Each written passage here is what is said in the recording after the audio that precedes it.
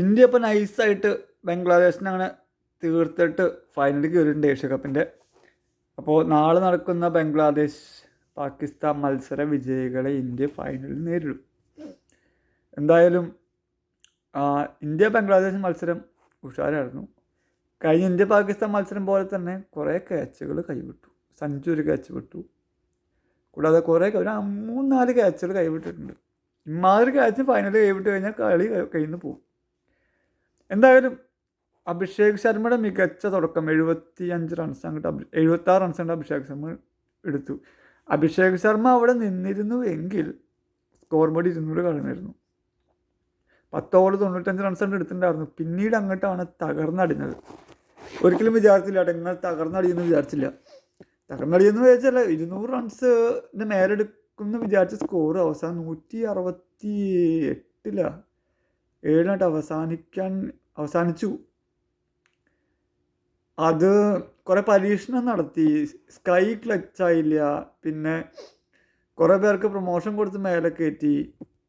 സഞ്ജുവിന് അവസരം കിട്ടിയില്ല. സഞ്ജു അങ്ങനെ അവസാനം വരെ അക്ഷർ പട്ടേലിനെ വരെ ഇറക്കി. അവസാനം സഞ്ജുവിനെ ഇറക്കാൻ ഉദ്ദേശിച്ചിട്ട് സഞ്ജുവിനെ ഇറക്കാൻ സമയം കിട്ടിയില്ല.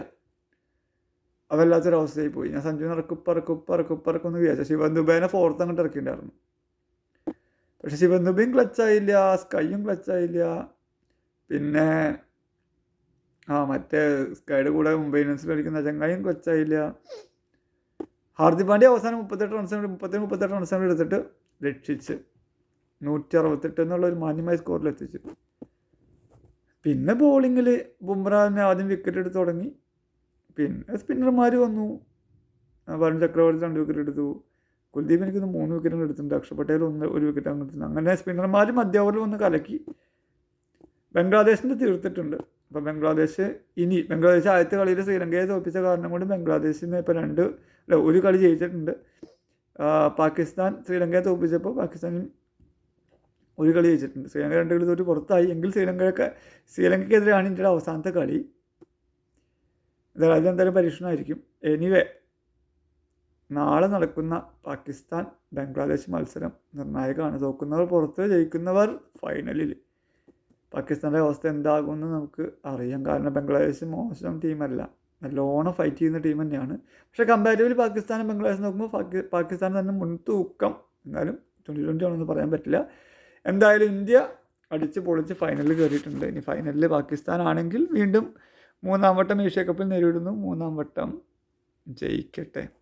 ഇമാതിരി ക്യാച്ച് കൈവിട്ട് കഴിഞ്ഞാൽ കയ്യിൽ നിന്ന് പോകും. സ്കൈ ഫോമല്ല. ഒന്നെങ്കിൽ സഞ്ജുവിനെ പിടിച്ച് 3ാമതിടണം, 3-ഓ 4-ഓ സഞ്ജുവിനെ പിടിച്ചിടണം. സ്കൈ അവിടെ ക്ലിക്കാവുന്നെങ്കിൽ സ്കൈ താഴ്ത്തി ഇറങ്ങണം. ഇത് സഞ്ജുവിനെ കയറ്റിയിടണം. സഞ്ജുവിനെ കയറ്റിയിട്ട ആ കളിയിൽ സഞ്ജു ഹാഫ് അടിച്ചില്ലേ. തൽക്കാലം അങ്ങനെ പരീക്ഷിച്ച് നോക്ക്. പരീക്ഷിക്കാൻ തയ്യാറില്ലാത്തടത്തോളം കാലം സഞ്ജുവിന് ചിലപ്പോൾ ചാൻസ് കിട്ടുമല്ലോ. സഞ്ജു അഴഞ്ഞ് നിൽക്കുകയും ചെയ്യും. പക്ഷേ വിക്കറ്റിന് പിന്നിൽ മോശമില്ലാത്ത പ്രകടനം കാഴ്ചവെക്കുന്നുണ്ട്. ഇന്നൊരു ക്യാച്ച് കളഞ്ഞു, എങ്കിലും വിക്കറ്റിന് പിന്നിൽ മോശമില്ലാത്ത പ്രകടനം കാഴ്ചവെക്കുന്നുണ്ട് സഞ്ജു. അപ്പോൾ എന്തായാലും ഒരു ഇന്ത്യ പാകിസ്ഥാൻ ഫൈനൽ കാണാൻ പറ്റുമോ നോക്കാം.